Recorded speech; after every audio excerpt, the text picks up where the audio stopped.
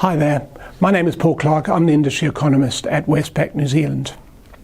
Today I'm going to talk about the outlook for the agricultural sector, which we think is increasingly promising. We can certainly see that in dairy. Auction prices at the GDT have been up since the beginning of the year, and there have been recent increases driven by whole milk powder prices. That's in line very much with our own milk payout forecast of $9 per kilogram of milk solids. Horticulture has also done well. Production is up, demand remains strong, and prices remain elevated. We don't think that's going to continue though, because we think production is going to continue to climb, overshoot demand, and that will basically soften prices. But what really counts for orchardists are production yields, and we think those are likely to climb, and that's likely to mean better orchard gate returns for growers.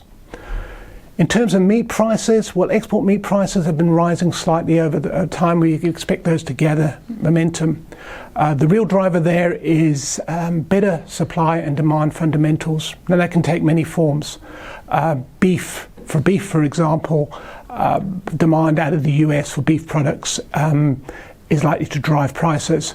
So too, for example, a reduction in lamb production out of Australia and New Zealand, and that's what we expect. If we look at farm gate prices, they've been slightly different. They've actually been rising, and they've been rising on shortages of stock coming into the processors. And processors have had to bid up prices. That has now started to turn as more supply has come into the processors, and we expect that to continue. In fact, we think seasonal factors are likely to come into play, and that will drive farm gate meat prices lower over the next couple of months. So that really is my outlook for the agricultural sector.